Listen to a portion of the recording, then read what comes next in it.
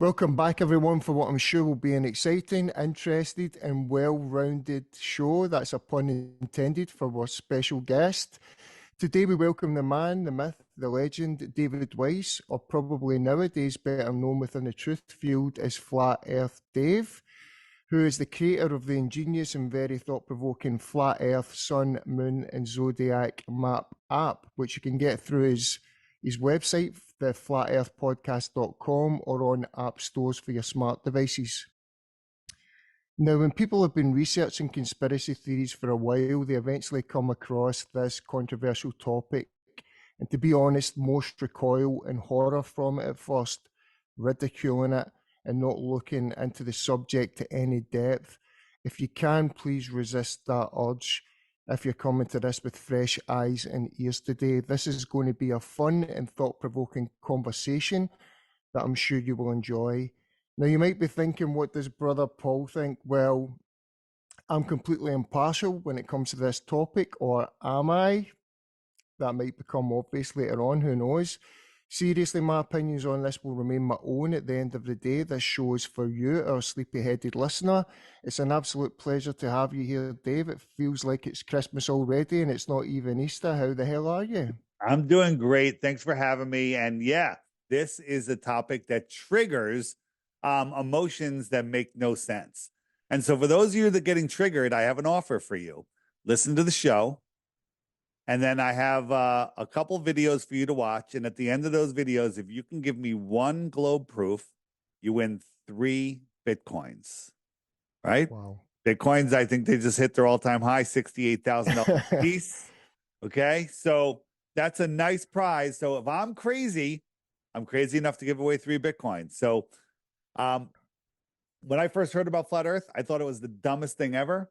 I had a podcast. People would comment in the comments, like, you got to check out this 1-minute video. I'm like, I'm not watching your 1-minute video. You're stupid.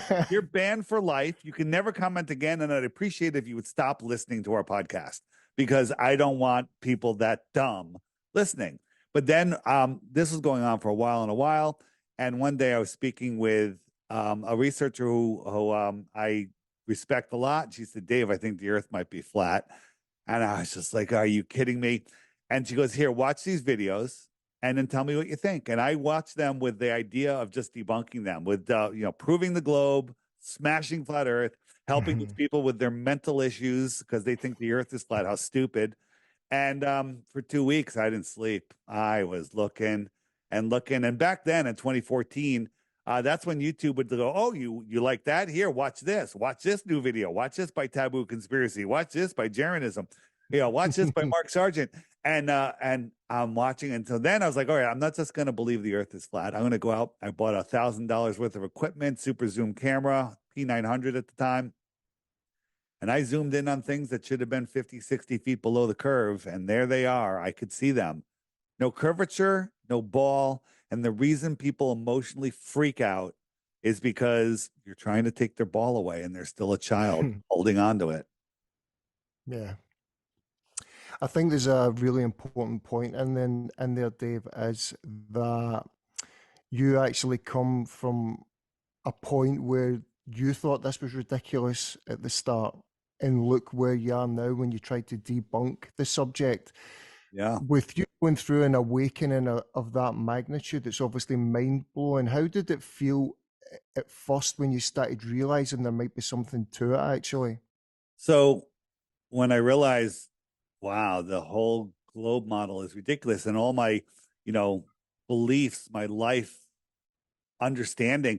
I love space. I grew up, I watched Star Trek, every episode, Lost in Space, every episode, Battlestar Galactica, Star Wars, every science fiction movie, every movie, the moon landings, everything. And that was literally part of me. And that's all by design. That is all by design. And I had to let all that go. And it was really emotionally troubling. But then I realized the earth is flat. But guess what? I was doing a podcast called Deep Inside the Rabbit Hole, waking people up to all of the big false flags that are happening around the world. And I knew that the earth was not a globe anymore and that it was flat, but I decided not to bring it up, because if I bring it up, it's going to scare people away and they're not going to wake up to these other things that are more important than the shape of the earth. And I had a thing called Exposing the Big Three, the thing that happened in New York, the thing that happened in Connecticut, and the thing that happened in Boston. I don't want to say what they are because if you say them, you get censored. And I figured when people wake up to that, they'll just wake up and start seeing everything. When people woke up to that and they go right back to sleep, they're like, well, yeah, well, different administration. And, that was this. And, it's not going to happen again. And blah, blah, blah, blah. And I realized, as that time was going on, that, wait a minute, the flat earth, it's not the shape that matters. It's the lie that matters. It's why they're lying that matters. And then I realized I got to bring it up on the podcast. So I started bringing it up and I met all sorts of controversy and stuff. But after about a year, the podcast kind of blew up because one of the co-hosts couldn't handle it. And it was too much. And after 3 years, we ended the podcast, which was fine. But that's when I started the Flat Earth podcast, because there was literally the Deep Inside the Rabbit Hole ended and the Flat Earth podcast started. I went to a Flat Earth conference in Denver, I think it was. And I met a guy, Matt Long, there. And we're like, hey, let's actually, we had started with somebody else, but Matt ended up being the host of the show. And it worked out amazingly perfect. Everything works out perfect when you know where you live, because this world is not filled with coincidences. It's filled with a conspiracy. And that conspiracy is this realm is conspiring to deliver all of your thoughts to you, good or bad. They don't want you to know that your thoughts create your reality. Your imagination creates, everything is created from imagination. But if they put you on a ball, you can no longer imagine beyond that ball. So they're limiting your thoughts, keeping you in fear, keeping you, playing on their fake ball field. You're going to play by their fake rules, and versus, being in the field that we were born in, nature, God's world. So, if you play on their ball field, you got to play by their rules. If you use their fake money, you got to play by their rules. So the idea is to get off the ball field and get off their fiat system and take it from there.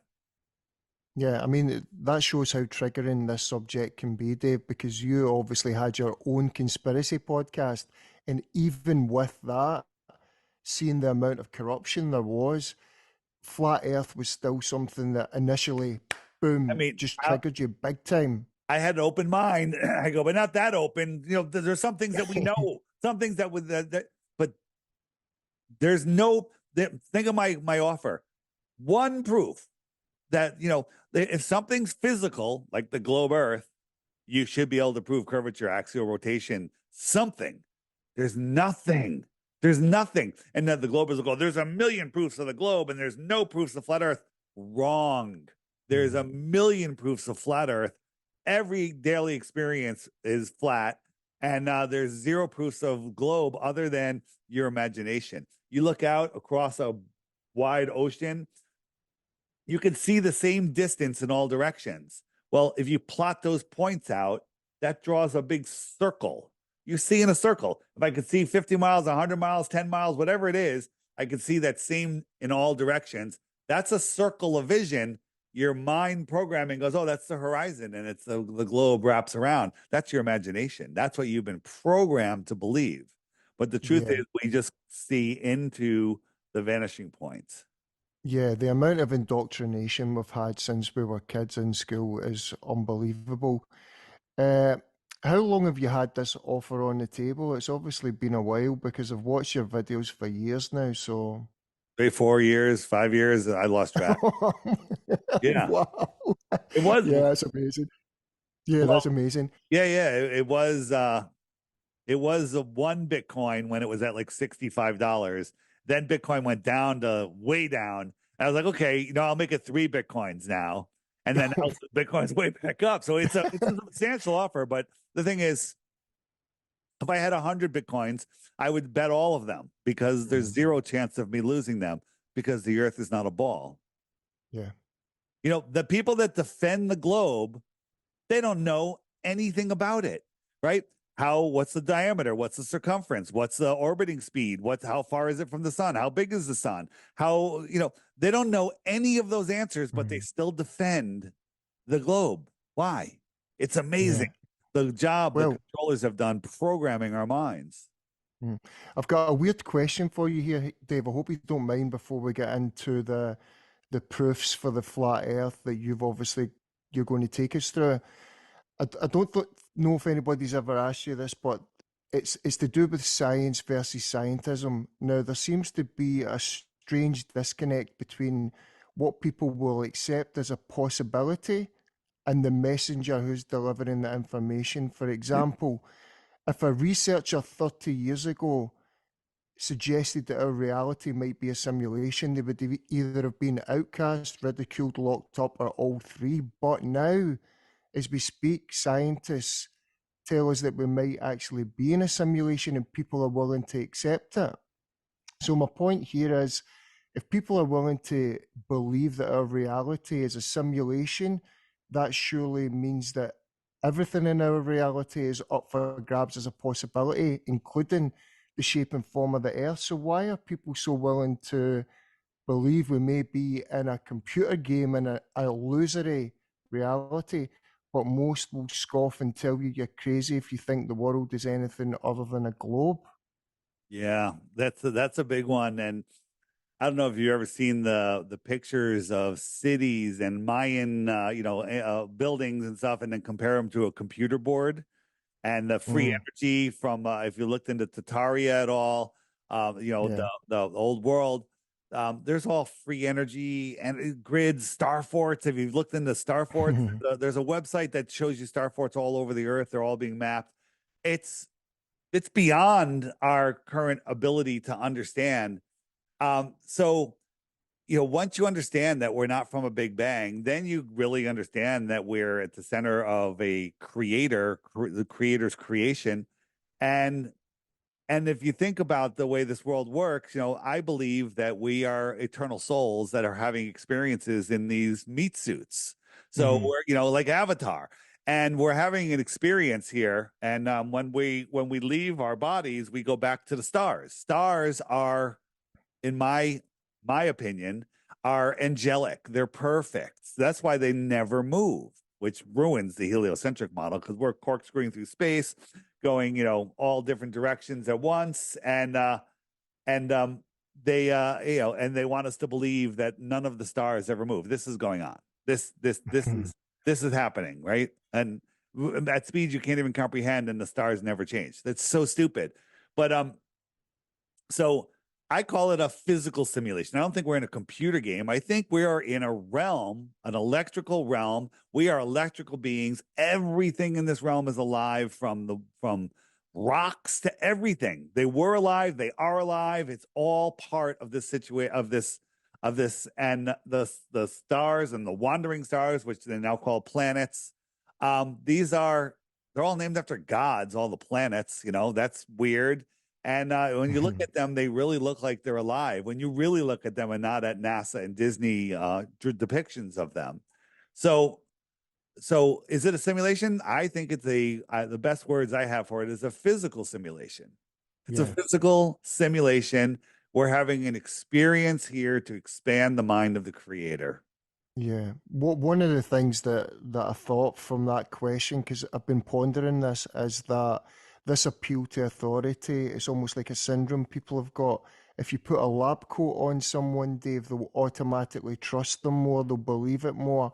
Whereas if you've got a researcher who's really, really delved into a subject, it's harder for them to gain that sort of trust from people. People will trust scientists and people in positions of kind of alleged authority, if you like, quicker than somebody who's researched something really in depth.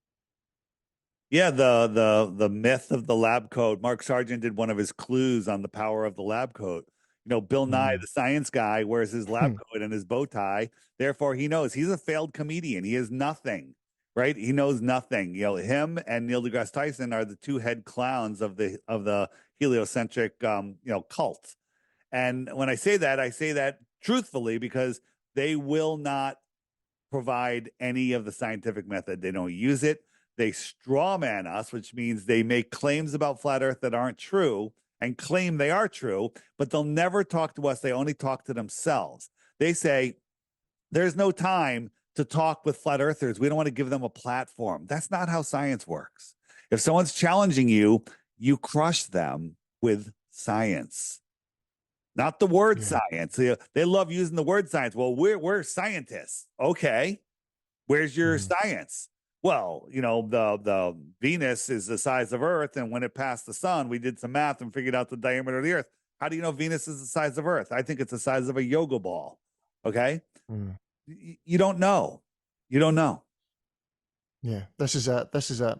I mean, I think people forget that science, the proper scientific method, is to continually challenge current models and theories and get closer to what might be the real truth. When they tell you science is settled, this is one thing that really disturbs me from the other side of the argument, because science is never settled. That's totally against the scientific method. I find that quite disturbing when you hear scientists that are supposed to be at a high level in any field saying that, because you should constantly be challenging these models and theories.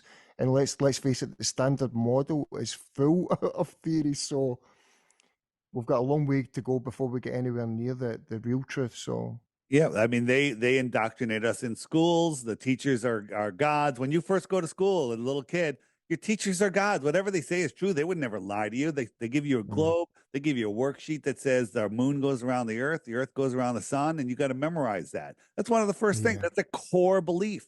At that age, you don't have the ability to question or doubt, so it's stored as a truth. It's like hypnosis. When you hypnotize somebody, hey, I am the president of the United States. Paul, I'm the president of the United States. What did I say? You're the president of the United States. Is that true or false? I wish it was true. Okay. Well, okay, but it's false.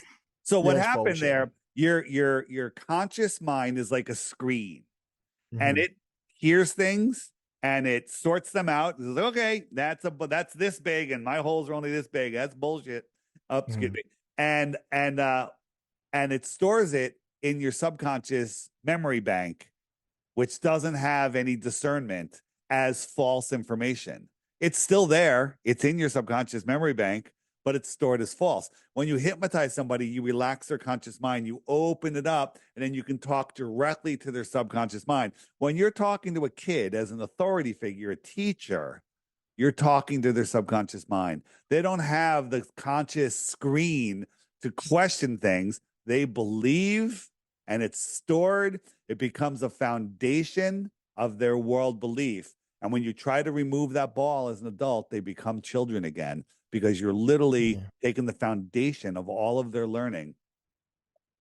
I mean, David, you obviously you ran your own business. You're highly educated. I went through the university system here in the UK, and when I was studying and learning all the material I did, when I was going through the years of study, I just regurgitated everything that I ever read from a book, and I believed everything is gospel. I never tested it until I was qualified, and then I was actually working on something unrelated to what I usually did.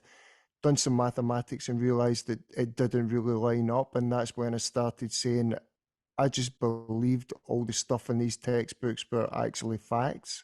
So, Memorization and regurgitation. And if you question it, you're literally sent to the principal's office or thrown out. In academia, if you come up with something that goes completely against mainstream geology, biology, or anything, even cosmology, they will not look at it. They will not publish it. So when they say, well, where's a peer-reviewed paper? They won't peer review it because it challenges all of their work. And then the big scientists, they're getting grants. And if they go against it, they lose their grants. So they're out there, they're pseudoscientists. That's who they are. They're a bunch of pseudoscientists. So how could all the scientists be in on it? There's not that many scientists looking into this. And there's a lot of people that know it's not true, speak up, but nobody hears them because they're not on a platform. They're not published. They can't get into mainstream. This has been going on for years. This isn't something new. Everyone on the world knew the earth was flat in the early 1900s. Now, do you know that? They all did. I interviewed a woman named Ruth, 102 years old in 2020, and she was taught flat Earth in public school here in America in the 1920s. And we found other people that said they were taught flat Earth and globe Earth all the way up to the 1950s, early 60s. And that's when things changed. Wow. Yeah. Wow. On my app, which I'm showing you here, which can be found on my website, there's the web button, which is the more resources page. If you scroll down, there's a whoops, I'm not showing you, of course. It's okay. That's all right. If there's a NASA nonsense, a moon landing stuff, there's some great videos in there. Great videos here. Great videos that all of them are being hidden from you from YouTube, right? Balloon rockets, one of my favorite sections. Mind blowing, mind blowing. Balloon rockets. The get ready to lose your space fantasies by watching that. And just one other one. This one is the killer. This one is Tartaria, flat Earth, mud floods, everything all in one. It's a 5-hour video. When this video was sent to me, I was well into flat Earth, right? When that video was sent to me, I said, 5 hours, I'm not watching that. And then someone else sent it to me. I was like, 5 hours, come on, right? And then another person sent it to me. So I put it on my list of things to maybe watch one day. And then one night, I'm cleaning up some stuff. I'm like, let me just throw something on the TV. I'm like, oh, let me just start this as I'm cleaning up stuff. I'm cleaning up. 5-10 minutes into it, I stop. I'm just staring at the TV. Next thing I know, it's 4 o'clock in the morning. And I'm like, holy crap. My camera keeps, something's going on with my camera. It'll come back. Okay. I was like, holy crap. So I went, did what I had to do that day, came back, I watched it again. I watched a 5-hour video twice in 24 hours. Okay. Why am I blurred out? Let me just go. Good. Keep talking. And that's commitment. Yeah, that's commitment. Now, I've watched a ton of your videos, especially recently because we obviously organized this a few months ago. This can be overwhelming for people because the amount of information you pack into your presentations, Dave, it's like, I think the best description I heard you say was it's like getting fed with a fire hose. So if we could go a little bit slow at the start, just for people who might not have came across this, can we get into the meat and bones of it and look at the main things that people will automatically argue when they're first presented with this information, the most common points that they'll try and argue against? Do you have any? I mean, we can start with sunsets because that was one that got me. How does the sun set over the ocean? Yeah. Right? How does the sun set over the ocean? And the answer is you have to understand what the horizon is, right? You have to understand what the horizon is. So here's a perspective grid. Oh, get rid of that. Here's a perspective grid, right? Well, that's how we see. The sides go in and the top goes down, the bottom ramps up. That's how we see the world, right? So I'll put a guy here. His eye line is right there, okay? I'll throw some mountains in here. What can you say about this mountaintop? Is it below his eye level, at his eye level, or above his eye level? Very easy. Above. So let's say it's a couple thousand feet above his eye level. Cool. And we got the sun up here. Is the sun above the mountain? Yeah, it's above. It's above it, way above it. So as the sun moves away, just going away, it looks like it's going down. So what can you say about the sun right now? Is it below the mountain or is it beyond the mountain? It looks like it's beyond the mountain. It's beyond the mountain. I mean, that's what logic would tell you. Now, one way to check it would be to float up in the air and look, or if you went backwards, you'd have a better angle, right? Like if my elbow is where I was and this is my angle, as I move backwards, I get a better view and I could see farther, right? Yeah. You get a better view. So if we move backwards, so now he went a couple miles backwards. What can we say about the top of this mountain? Is it at his eye level or is it above his eye level? Not what it looks like. Reality says says what? It's above. Yeah. But it looks like it's at his eye level, but Yeah. it's above his eye level. Now the sun is above the mountain. And as the sun goes away, it goes below the mountain or beyond the mountain. Yeah.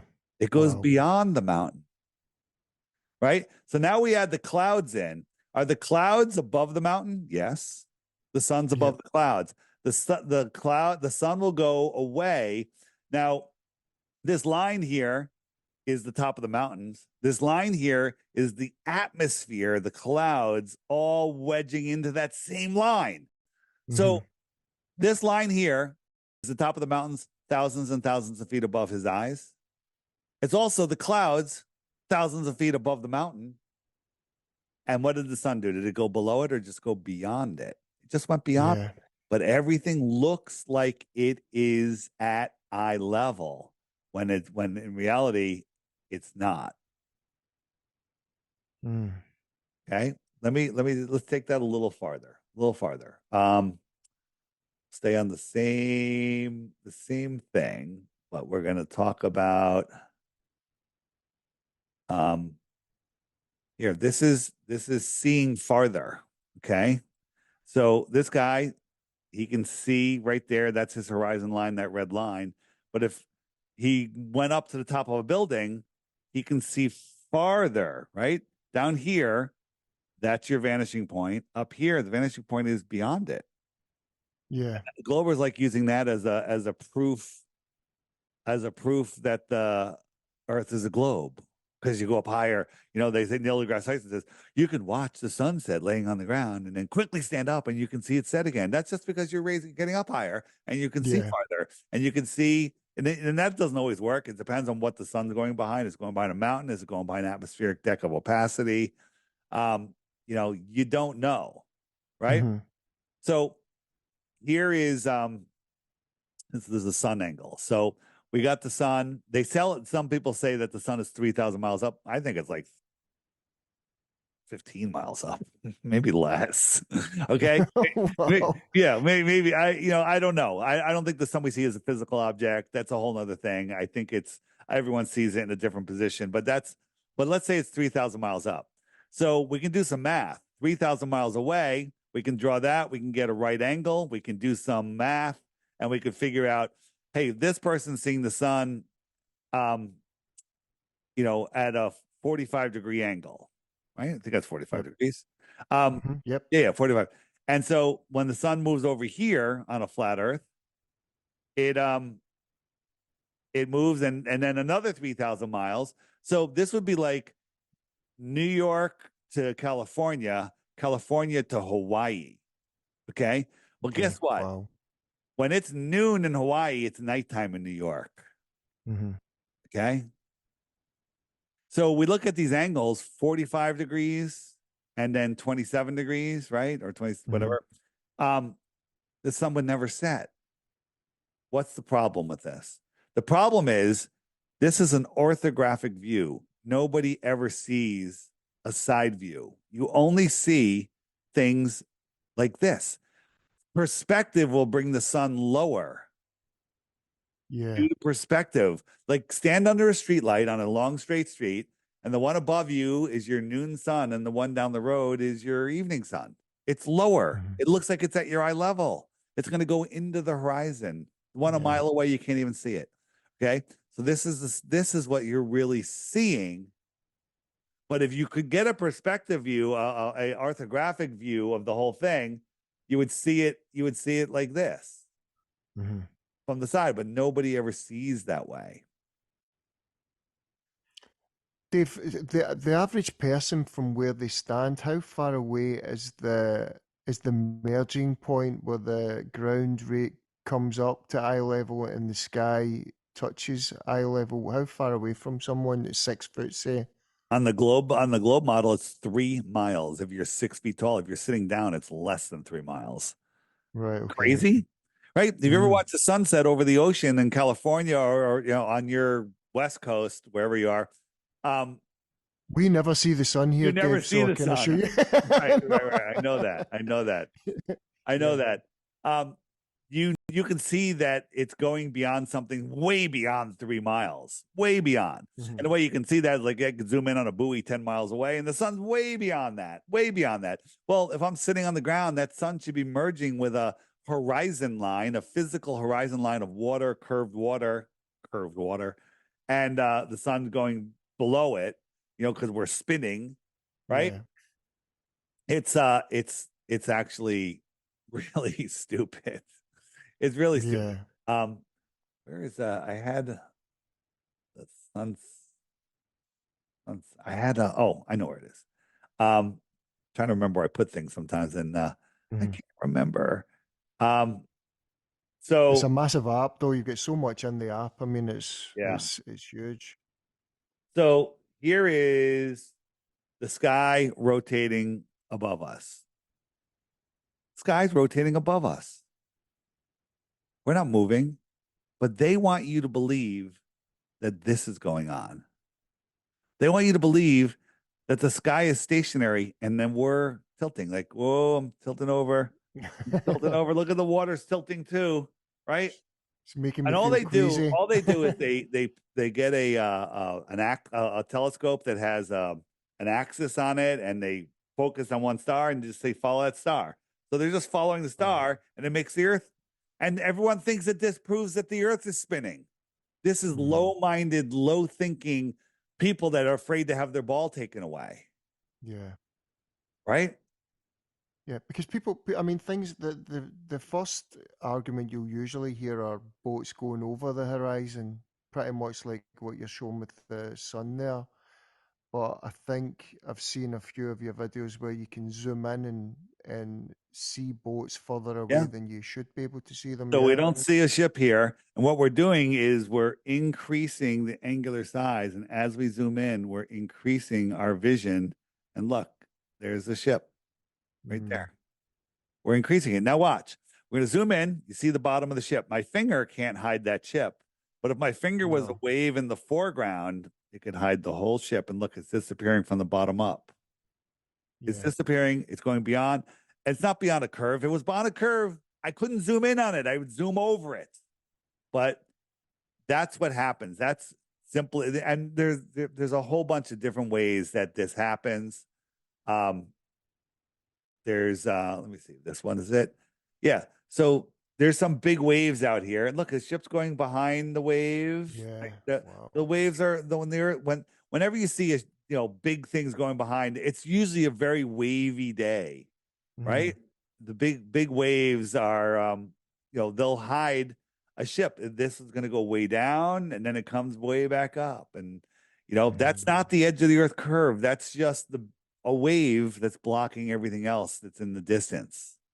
Yeah. And I guess as well, if you've got a hazy atmosphere close to the level of the water on a particularly hazy day, that makes the effect even worse. Yeah. Yeah. 100%. Look, we're zooming in. All of a sudden, look, there's a whole bunch of boats out here. There's a whole bunch of boats. And now watch, they're disappearing and then they come back up and down. Look at this boat. It's gone. Is that over the earth curve? No, it's just swells out there, but you can't perceive them in the distance. It just looks like a horizon. Mountains look like a horizon. Waves look like a horizon. Clouds look like a horizon. Everything goes into your horizontal, not curvizontal, horizontal eye zone. What's the furthest, Dave, that anybody's ever done in an experiment? How far can they see objects across the water? What's the furthest distance? Well, there's many. I mean, this is from a mountaintop.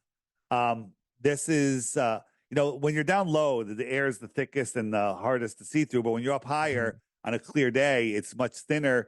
And there's an Earth curve calculator. There's actually 3 formulas that can do Earth curve, and one of them is the one that we use based on the Pythagorean theorem, 8 inches per mile squared. And in reality, that one gives the benefit of the doubt to the globe. It actually has the least amount of curve, so we don't need. Really? We'll give them the benefit of the doubt. So here is these mountaintops are 700 miles away.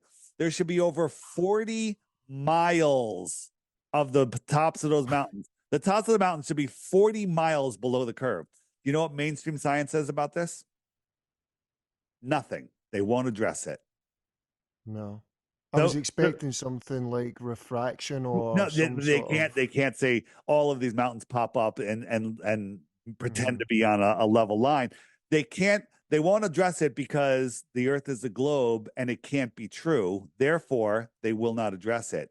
That's childism. Scientism, Mhm. childism. Okay? They're little crybabies that want their ball and will not, will not they don't want to know anything, right? Here is a spot in Aluja, France, and we're looking out at over the ocean, and Canigou Mountain's 175 miles away, and guess what? We can't see it. That's because the top of the mountain should be well over a half a mile below the curve from this viewing spot using Yeah. the most forgiving Earth curve calculator, right? So Mhm. here's a question. Do you see me or do you see the light that's bouncing off of me? The light that's bouncing off of If I you. turned off all the lights in the room, you wouldn't see me. It'd be dark. No. So Yeah. what's brighter, the light that's bouncing off of me or the source of that light? The source. The source, 100%. Mhm. So the light that's bouncing off of Mount Canigou cannot push 175 miles through the thick atmosphere. But the sun migrates between the tropics. It goes from the Tropic of Cancer to the Tropic of Capricorn. And twice a year, the sun lines right up with the viewing spot and that mountain. And when it does, Yeah. the sun has enough brightness where it can push through 175 miles and it backlights the mountain. And here's the whole mountain. The very Mm. top of the mountain, right here, right there, should be a mile and a half. No, over a half a mile below the curve. But there's the entire mountain. Now, Glober will come back and go, well, you don't see the bottom, the bottom. That's because this is the false horizon. This is waves, atmosphere, all sorts of stuff blocking it. But you shouldn't be able to see any of this. And what they say about this one is, well, the sun is already set and the mountain is already over there, but the sun is refracting up and stopping at your eye level. And the mountain, how does a mountain that doesn't have any light refract up? If the mountain's down there, doesn't have any light on this side of it, and the sun refracts up because the light's refracting, how can a dark body refract up? How can Mhm. that, how come it's blocking the sun that's refracting up? Yeah. The sun's refracting up and it's taking things below the curve and you know, I'm going to refract that with me and block my light. People don't think because they're locked into their paradigm and they're like, I can't. Flat Earth is stupid. I'm not going to do it. You know, my whole life is based on this. I have to throw out space and the secret space program and aliens and abductions. You don't have to throw out any of that. You just have to throw out outer space and go to the outer space. Yeah. And how often does that effect happen there? Is it twice a year, you said? Twice a year because Twice. the sun goes excuse me, the sun goes back and forth between the tropics. So here we have Mhm. flat earth clock. We got the sun right there. And this outer yellow line is the Tropic of Capricorn. And the inner yellow line is the Tropic of Cancer. And so let's move it forward to March, April, May, and June. And June, are we in June? Yeah. So June, it's all the way in here. And that's when we have our summer. The sun is closer to us. Therefore, it's closer like that street light. It's higher in the sky. And it's Mhm. winter in Australia. It's winter in South Africa. It's winter in Santiago. But 6 months later, it's December. And the sun goes all the way out to the Tropic of Capricorn, far away from the UK, far away from America. It's cold. It's cold in Connecticut. Yeah. And everything in between the Tropic of Cancer and the Tropic of Capricorn is called what? The tropics. Because the Yeah. sun passes over them twice a year. Okay. Us, it only comes near us and then goes away once a Hmm. year. Comes near Yeah. us and it goes away. That same thing out here. It comes near Australia and it goes away. Near Australia and it goes away. Right? So the tropics are called the tropics because they're in the tropics.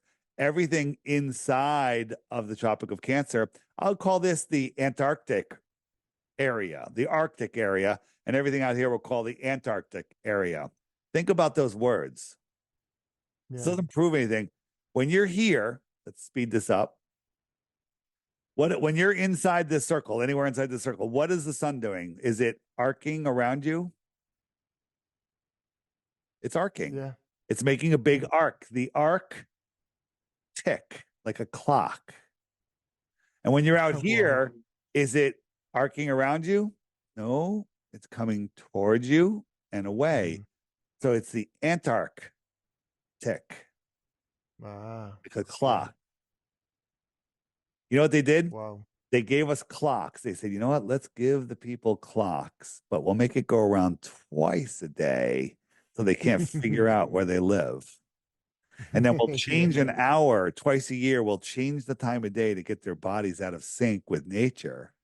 And we'll make them not know what time it is. We'll change the calendar.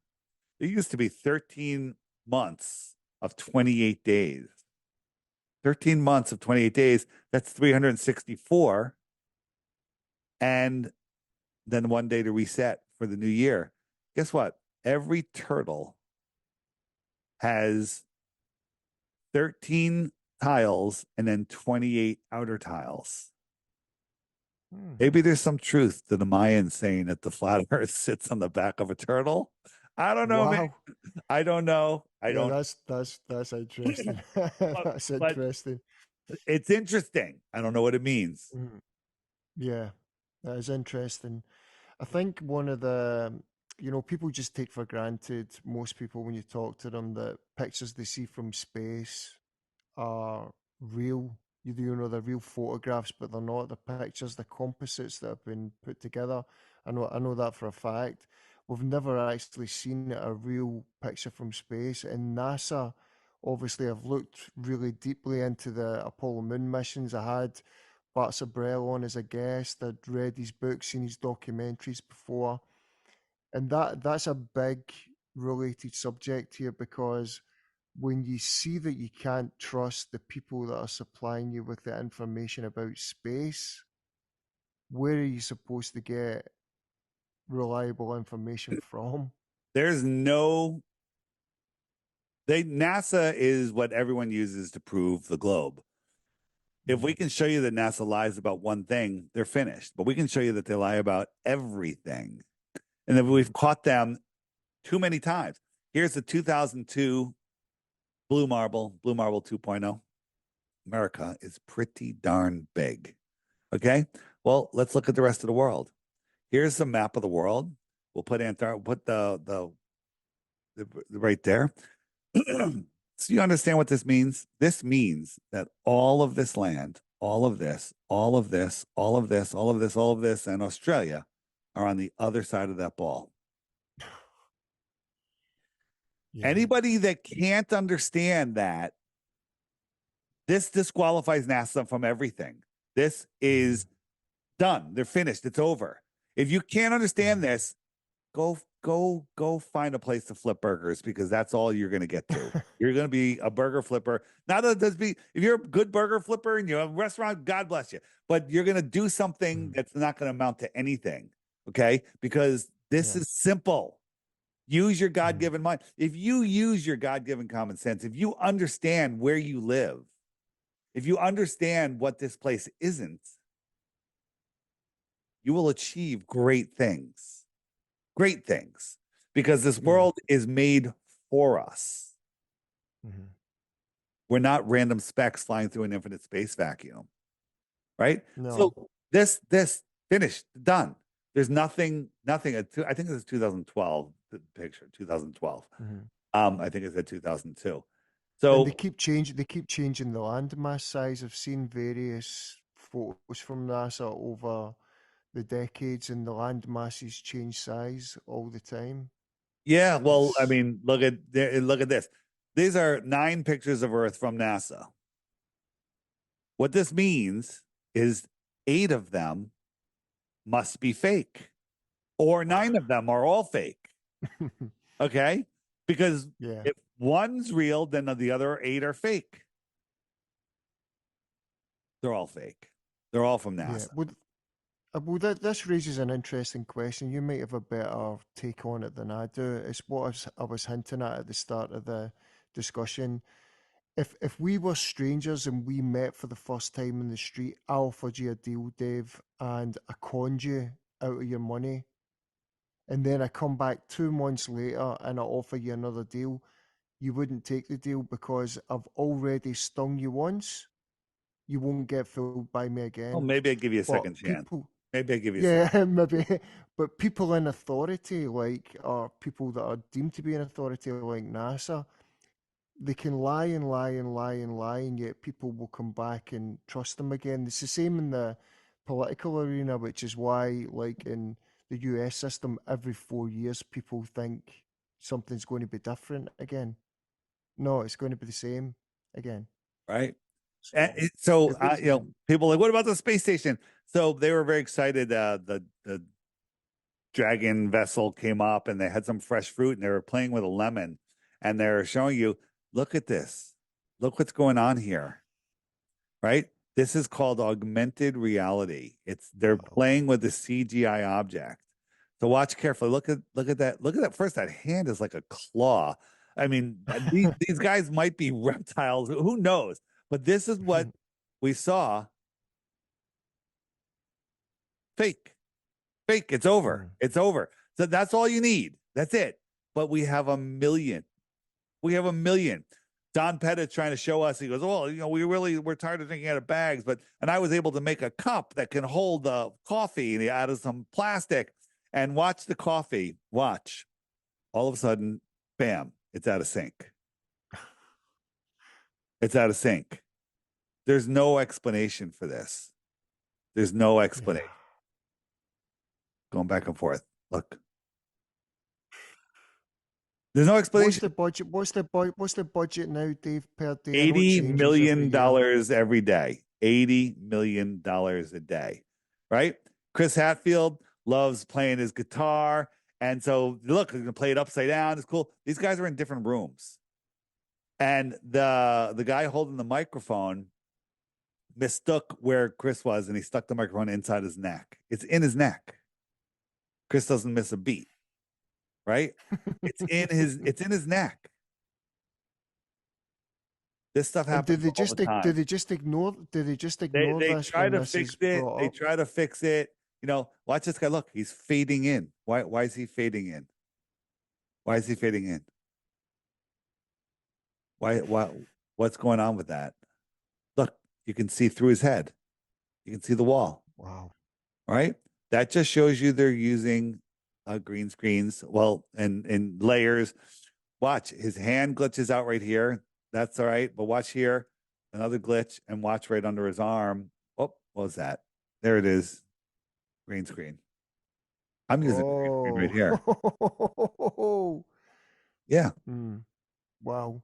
So I mean, again, we can spend all day here doing this, but this is real. This is how they confuse you. This is a ball filled with helium that just is neutrally buoyant. You ever get a balloon and set it just right? So this is a big balloon set with just right. So it's neutrally buoyant, but watch here. Whoa, where'd that come from?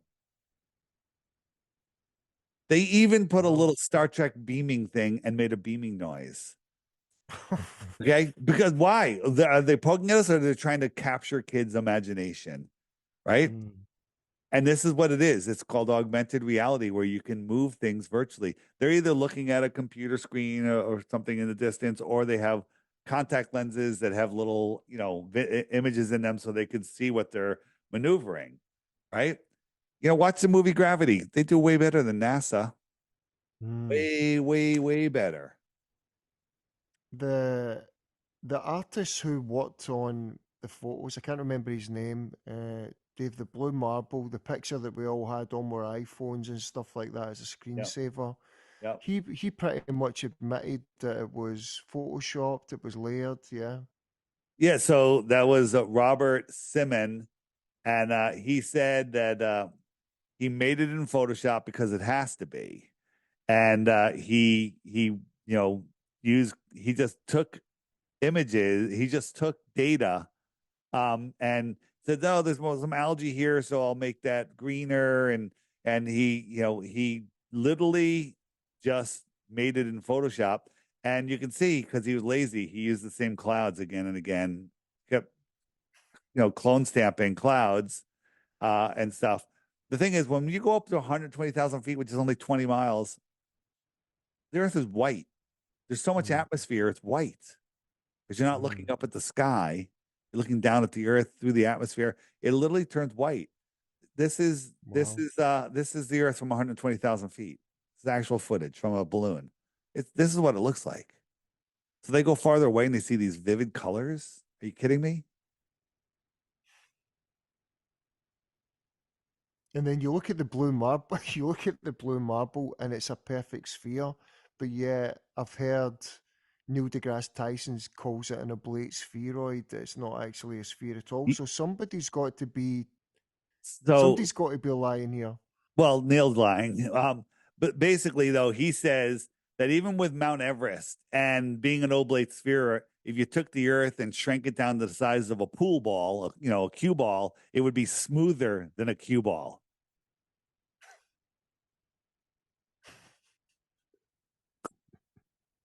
And people are like, "Oh, it's so cool." I used to actually think that was cool. I actually believe that. Yeah. I heard that years ago, right? More pictures of the Earth. Pictures. NASA will never say photograph. They'll only say picture or image because they're not lying. They're not lying. Wow. Yeah. What really made me chuckle was, obviously you've covered it many times, was von Braun in his grave. Obviously he was brought over Operation Paperclip, I'm sure, after World War II. And on his grave, he's got a very, very interesting thing on his grave. You have Werner von Braun, the Nazi scientist, was brought over, to run NASA, and his gravestone just has his date and says Psalms 19:1, which reads, "The heavens declare the glory of God, and the firmament showeth his handiwork." So that's a little crazy. I have a great T-shirt, by the way, that has this on it, and people love it. Check out my T-shirt shop on flatearthdave.com or on the app in the shopping section. Really cool shirts to kind of, it's hard to bring the topic up, but if you're wearing a shirt, they're like, what does that mean? Now the conversation started. Yeah. Yeah. In terms of the firmament, Dave, that's a very interesting, putting Psalms 19:1 on his grave there and what that passage says. In terms of the firmament, that would hint at there being some sort of hard obstruction between us and whatever's above us, i.e. space or whatever label people want to put on that. That brings up an interesting topic, I suppose, about the arguments you hear talking about, why does the atmosphere not get sucked off the planet if space really is a vacuum and we've not got a hard barrier between us? They say that's because the atmosphere has weight, and as it goes up, it gets thinner and thinner and thinner and thinner until it turns to nothing, which is provably untrue. Provably untrue, right? Because I can take a box and suck all the air out of it, and no matter where I am, if I open it top, bottom, left, or right, it's going to violently suck the air in. So the vacuum of space would pull all of the air out. And I could prove that gravity is not holding the air down because with the weak vacuum, low pressure of my mouth and lungs, I can suck air and water up and away from gravity down here where it's stronger. Up there, it's less strong. And the vacuum, we can't even make the vacuum of space here on Earth. NASA has a vacuum chamber. The walls are 10 feet thick of steel and concrete. Otherwise, it would implode upon itself. And they can only get it to like half of what space is. It's insane. The power, the pressure. And then, you take a container like a propane tank. Thickest gas is on the bottom. It's liquid, and it gets thinner and thinner and thinner up to the top. But put a hole anywhere in that tank, and all the gas is gone. It violently fills the available space. But when it's contained and pressurized, it will sort itself out and get heavier on the bottom and lighter on the top. Yeah, that's interesting. That's interesting. Um, on that, you mentioned gravity there as well. And again, gravity is just a theory. It's never been proven. But the problem with gravity as a theory, the way they talk about it, is it doesn't work on its own. There's not enough mass, so they've had to invent other theories to make it work on paper. Dark matter, dark, and so on. Yeah, the gravity is literally a theory. Let's say you lent me $100 Mm. and I came back to you and said, here you go, $4. We're set. I gave you four Yeah, I wouldn't dollars. be happy. I wouldn't be happy, Well, Dave. no. What would you say? Yeah. What would you say? Where's the other 96? Well, they're dark dollars. Dark Yeah. dollars. They're dark dollars. They're there because they have to Mm, be there because I paid you back. Therefore, they're there. That is no yeah. less stupid than dark matter and dark energy because they say Mm, gravity doesn't work unless there's 96% more matter out there. Oh, let's make dark matter and dark energy. No one's ever seen it. No one's ever measured it, but it has to be there because gravity. And that's the one thing they can't go back on. They need gravity because gravity is everything. Gravity is the Big Bang. That gravity is evolution. Gravity is all the planets. Gravity is everything to keep us in this mind prison. I'm no longer in the mind prison. I'm unplugged from the matrix. And people say, you know, well, what difference does the shape make? I still have to go to work on Monday. As I said earlier, I don't have to go to work on Monday. I used to have my own business, right? But I walked away from it all to talk to people like you about stuff like this because this is the most important topic of our time. And people are like, what do you mean? There's child trafficking and there's drugs and there's economies and wars. They get away with all of that because people are lost, out of control, spinning through space, don't know where to plant their feet down, have no foundation, and believe the nonsense that the government says. When you put your feet down, planted on the God's flat earth, and understand your true power, you take it back. You unplug from the Matrix. Go watch the Matrix. It's a documentary. Okay. And you take your power back and what difference does it make? I'm only one person. I can't make change. That's not true. It's not true at all. One person awake is stronger than a million who mm, lie or are lost. yeah. So Flat Earth is making a huge comeback. There's many, many big podcasts that know the Earth is flat, and they're getting ready to talk about it. They're talking to me. I've been on every show from InfoWars to Stu Peters, Peggy Hall, everything, WABC, NBC, Coast to Coast Radio, everywhere, and they're all starting to listen. I just did a show, a alien channel show. And they're like, whoa, aliens make more sense than a flat earth. Extraterrestrials, they come from the extra terra out here Mm, beyond, let alone versus impossible, ridiculous outer space with distances that can't even be fathomed. yeah. Yeah, That's interesting because I was speaking to a ufologist. Obviously, I'm a skeptic about everything. I've got an open mind, and that's obviously why we're having uh, an interesting discussion like this, Dave. I don't know. Obviously, I've got my own ideas about certain things, but I'm willing to listen to theories on any subject and I'll contemplate it. But one of the things he said to me was that the reason he's got the view he does on aliens and so on not coming from distant galaxies is they're always seen close to or on the Earth, not far away from it. that's right. Now, think about it. The closest star is 25 trillion miles away. Mm. If we could go 100,000 miles an hour, which is unfathomable, it would only take us 28,000 years to get there. And then when we Yeah, got there, we're like, oh, it's a dead star. There's no planets here. We got to go to the next star. Oh, the next star is 100 trillion miles away. We yeah, got to do that. We got to go for 100,000 years now. yeah. Okay. And that's stupid. And space is scientifically impossible. Burning balls of gas in a space vacuum. Since when does gas collapse upon itself? Everywhere it violently fills the available space, but somehow there's an infinite amount of it in space and it collapses upon itself and makes stars.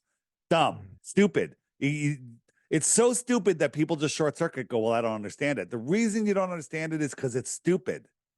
That's why you don't understand it, because it's not understandable. But you think that, oh, well, I'm just not smart enough. No, you've been brainwashed into thinking that somebody's smarter than you. And so extraterrestrials, extra, terra, territory, more land. Extraterrestrials come from the extra territory in the outer space beyond Antarctica. If we look over here on the app, I'll go to the images section. I'll just type in map. And what if the Earth is set up like this? We live here. This is Antarctica. And here's extra lands, other civilizations out here. Other civilizations out here, just thousands of miles away, maybe 20,000 miles away, not trillions of miles away. You know how long a trillion seconds is? You know, right? Yeah. 31,000 years. Yeah. That's on people's minds, just short circuit. 31,000 years. I don't think the Earth is a trillion seconds old. Okay. Yeah, the people can't contemplate numbers that size when their own life is maybe By 70 design. to 100 years. By design, right? Yeah. So here's an old map, right? Interesting. What's got 30, 40 continents out there? Fascinating, right? There's all sorts of stuff. I mean, if we look at old maps of the world, they're showing, you know, the center here. You got these 4 rivers coming out. They don't want us to know any of this stuff, any of it, right? It's one of the biggest problems, Dave, that most people don't realize what the heliocentric model actually is. I mean, most people, well, some people might know what speed the Earth spins at, but they might not know that it's traveling in another 2 directions. Most people that defend the globe don't even know any of it. You can even tell them at the equator, the Earth is spinning 1,000 miles an hour. The Earth is approximately 24,000 miles in circumference. How many? Oh, no. You say, no. You say to them, the circumference of the equator is just about 24,000 miles. It rotates once per day. How fast is the equator spinning? And they can't answer it. It's 1,000 miles an hour, 24,000 miles once per day, right? Because they can't fathom that the land is moving that fast. Therefore, their brain can't do a simple math problem. It's amazing how little they know. The harder they fight, the less they know. If Glover's go ahead. No, sorry, I was going to say something that's really simple for me, Dave. You're talking about 1,000 miles an hour, spinning 1,000 miles an hour, but it's also traveling at 66,600 miles an hour in one direction and so on. But all the planets, galaxies are supposed to be moving away from each other. But yet, if you look at ancient structures like the pyramids, certain stars will still line up with shafts within the pyramids thousands of years later. They haven't moved one inch. They say that the shafts in the pyramid used to point towards a different North Star, but but now they point 2,000 years later, they point towards Polaris, and 2,000 years from now, they point somewhere. Oh, sure. But we actually proved that with the Georgia Guidestones, where we showed that the star hasn't moved. We knew when that was built. We knew it was pointed towards Polaris, and it was still pointed towards Polaris. And as soon as we started making videos about it, they blew up the Guidestones and they plowed them down within hours and never did any investigation. Interesting, right? Every bomb has a signature, and they didn't care. What if we live here? What if there's more land here? What if this is the limit of our pond, and here's another pond? Maybe this is the pond of Mars. Maybe this is the pond of Pluto and Jupiter. And these are other worlds, pieces of the plane, a planet, if you will. What if there's a superdome over this entire thing, and then there's energetic domes that keep people in their place until they reach a certain level of consciousness that allows them to travel in between the worlds? I don't know. Yeah. This is speculation. I'm not saying this is the case. Some people think it's just our world, just our little dome. I don't know if that's true. What's the most accurate map in your opinion, Dave, in terms of what the flat Earth The Gleason's map. supports? It's literally the best map.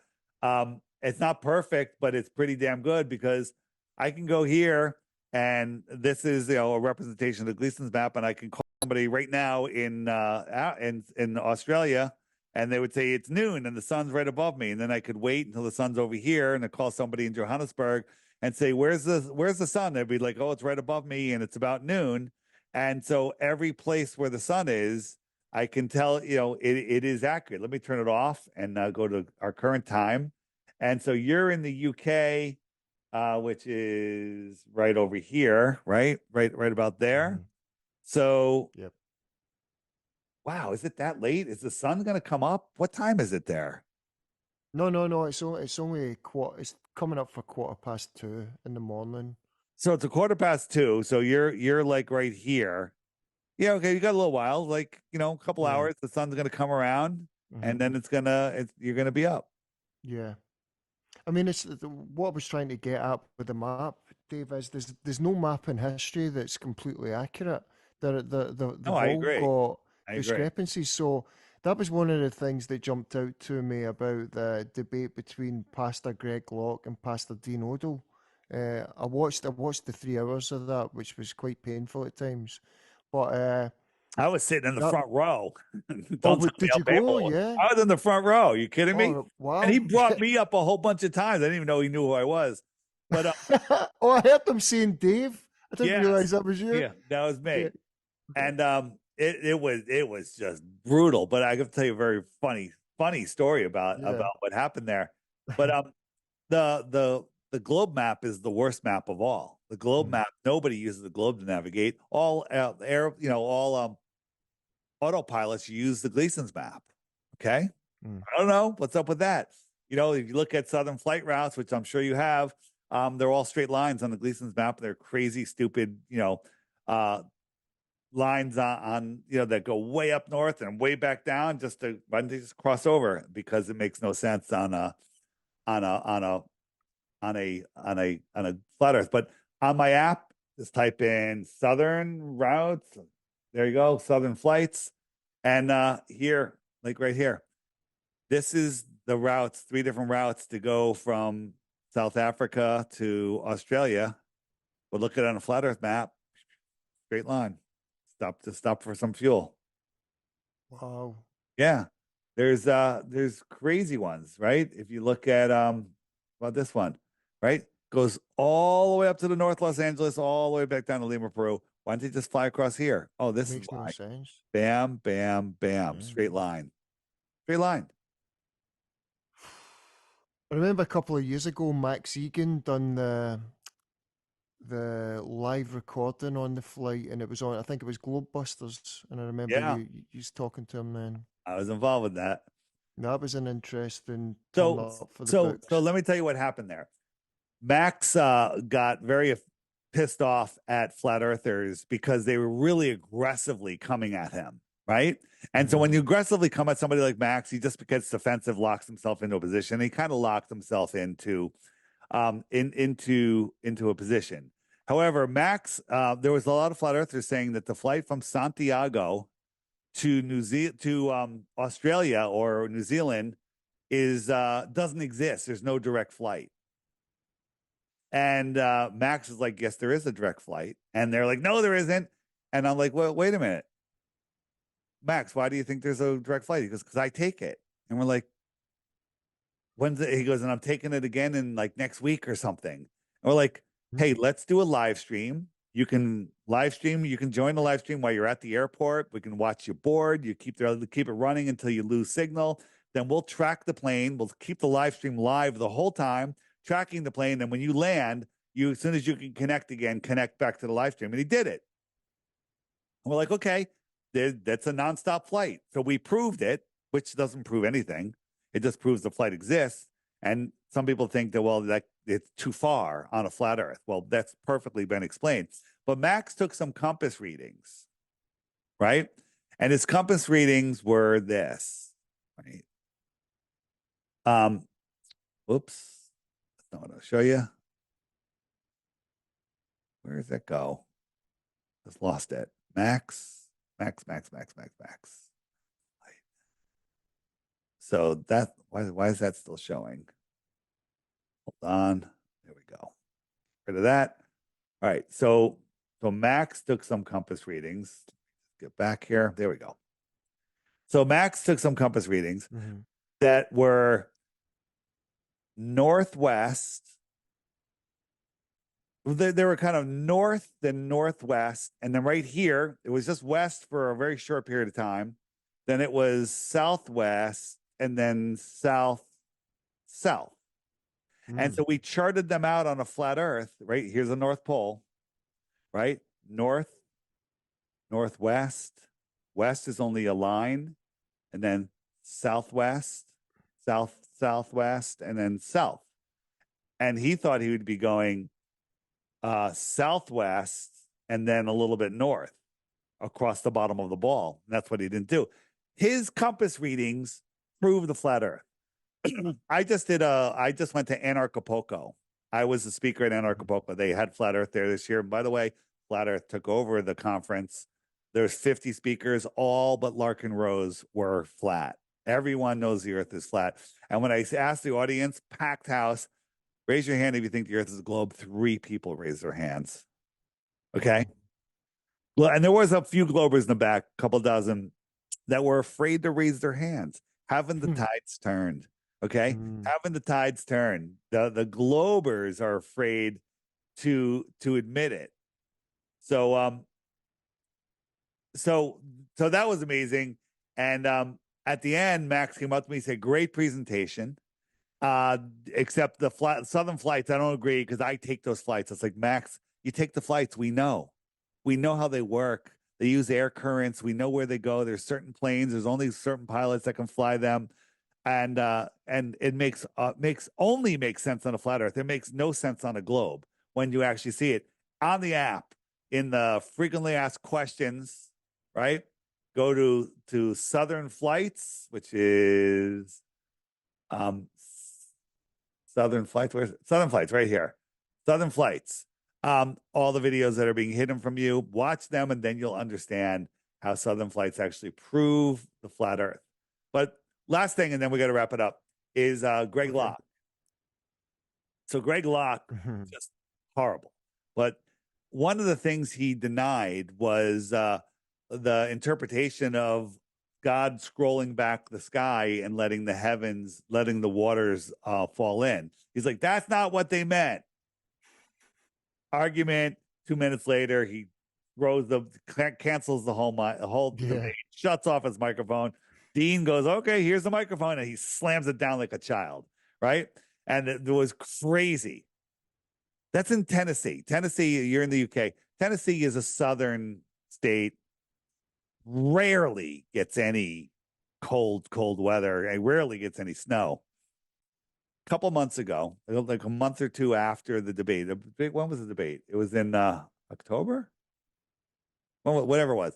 A couple months later, the skies rolled back, the heavens opened up. It snowed so hard, his entire church collapsed to the ground. It got Wow.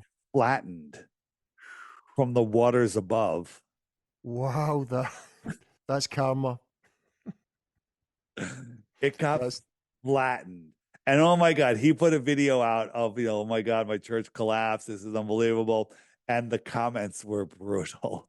I mean, flat earthers could be the meanest people in the world, but boy, did they hammered him on this, yeah. hammered him.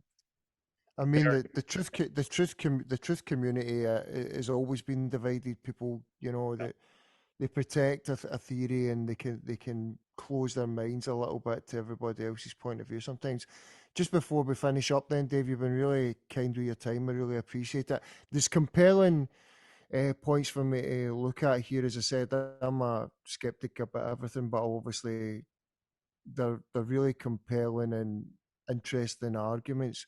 Why do you think this is this has actually happened? Why the lie?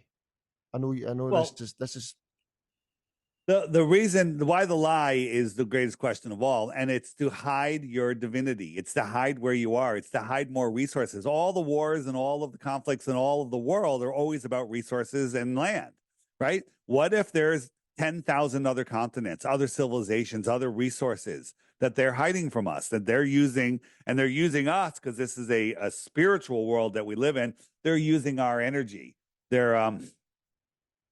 don't want us to know who we are. They don't want us to know the true power of our mind. And they're literally vampires sucking the power out of us. They're using us to fuel their world, which is hard for many people to believe. But just take it that they're hiding more land. They're hiding God, right? Because, there's people that, they think the earth is a globe and have a relationship with the creator. And there's a lot of people that just doubt God and don't believe in God or full-on atheist. I was a full-on atheist until I understood that the world is incredibly designed. Then I have no choice. There's a verse in the Bible that says, once you see my creation, you can no longer deny my existence. That's a fact. Once you see that this place is intelligently designed. So the elite hate the creator, hate God. They want to be God. And so they're literally trying to separate man from God in many, many, many different ways. And it's all about power and control over the human race. And you can't, like, if we all knew that we were in a prison, the globe is a prison, we would freak out. People cannot be contained. So, but if you hide the walls and make them think they're free, vote left, vote right, right? And guess what? You can go work all your life and you get 2 weeks vacation paid, maybe. And then, get old and die, and lay on a beach when you don't even want to lay on a beach because you're sick. And that's what they want. They want you just being a good little worker slave for their corporate system, playing on their ball field, and never to reach your full potential. That's why the lie. It's unbelievable. One more quick thing I just want to show you. On a globe, there'd be 24 time zones, right? Straight line down. Okay. Did you know that? So if you take the flat earth and wrap outer edge down around the globe, it's going to get very quickly down there. You're going to lose a lot of space. And so if the earth is flat, those time zones have a lot more area far south than they do in the north. So it's hard to fit them around a ball. Well, did you know that there's 19 time zones in the north, 24 in the tropics, and there's 32 time zones in the outer south? No, I didn't know that. Ball or flat? Yeah, I did not know that. I'll need to have a look at that. I did not know that. What's the percentage of people within the flat earth movement? What's the percentage that have actually come to believe in God again? 100. 100%? Yeah. Yeah. Now, here's where I draw the line. Mm. There's a creator. Now it's your job to figure out your relationship to the creator. If you want to be from a Buddhist point of view or a Christian point of view or a Jewish point of view, that's up to you. That's your deal. I don't need organized religion to have my relationship with the creator. Okay. I have my understanding. And what I tell people is, there's some great Christians out there that set great examples, and there's other ones that tell you you're going to hell if you don't accept Jesus. Well, all they're doing is pushing people away, right? Yeah. And so just set an example and find listen, you can have a relationship with the creator, and it's your personal relationship, and it's no one else's friggin' business. It really is. No one else's business. Yeah, that's it. That's it. Yeah, no, I was just interested because I hear so many people in the truth community, that's what can actually bring them to believe in, Well, here's the thing. creative People force. say the flat earth is a religious thing. No, it's not, right? There's over 200 verses in the Bible. Yes. But I don't use the Bible to prove flat earth because anyone that doesn't believe in the Bible isn't going to go there. I use science. I use facts. I use things that you can test and measure and prove yourself. And then I go, no, it's also in the Bible. The Bible also says the same thing. So, there are people, though, that'll say, well, I just believe what's in the Bible. Okay, start there. And then guess what? There's science that actually matches that up. Okay. Yeah, I remember, real quick story. I'm going to go forever. I was a little kid, and I went on a Young Life trip, and I was like, I was born in a Jewish family, but we were non-practicing, so I really knew nothing about anything. But I didn't want to be left out of this trip, a Young Life trip. I was like, I'm going to go. We went to Bermuda, and we're in Bermuda, and we're on a cliff, and they're doing a Bible study. I'm like, oh, this is interesting, a Bible reading. Okay, it's kind of like weird. And the first verse he read is like, and the stars fell to the earth. And I was like, oh, this is bull crap. The stars would eat the earth, right? The stars are the size of a house and the earth is the size of a marble. Okay. I was like, they're dumb. And from there on, I discarded all religion and the Bible 100% because of that one verse. Yeah. So it was very effective. And now I was like, wait a minute, the stars are all here above the earth. They're very small and they could all fall to the earth. And, who knows what they are? Maybe they're angels. I don't know. So it's amazing. This place is amazing. This world is amazing. There's no time ever to even consider being bored. I'll never be bored for a second in my life. I used to stare at the wall. I used to flip channels. Oh, look, Gilligan's Island. I'll watch it. I would watch. I just anything to occupy your mind, and that's all by design. They wanted a television in everyone's house, and they got it.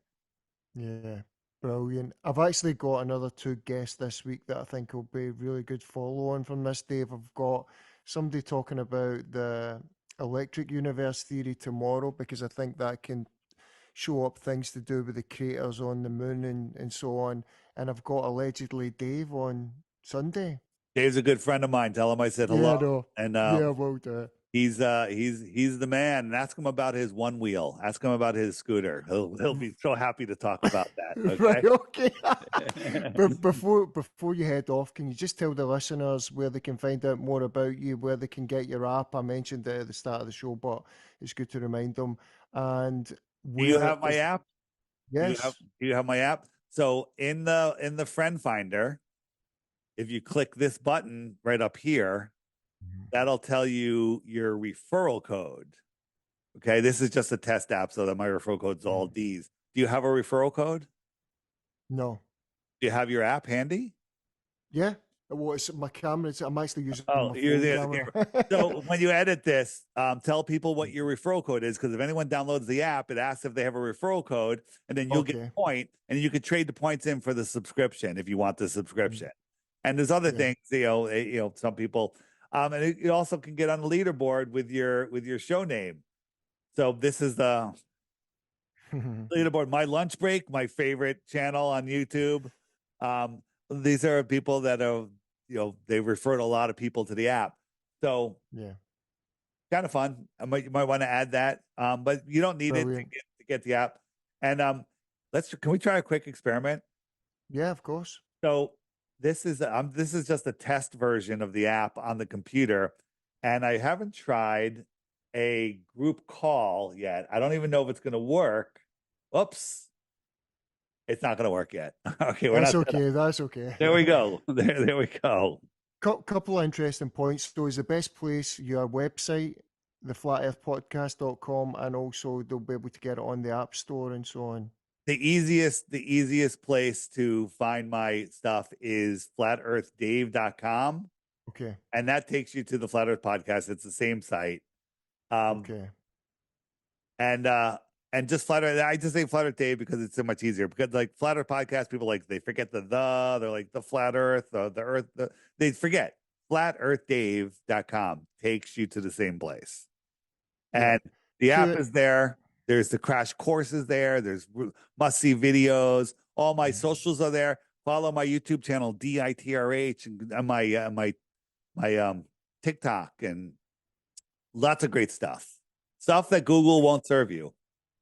Yeah, of course, because everything's filtered on there with the algorithm and stuff. Now, two interesting things, and then that's us. Obviously, I stopped getting notifications from the app, Dave. I've had it for a couple of years, and all of a sudden this week I started getting pop-ups from it again. I was like, "What's going on?"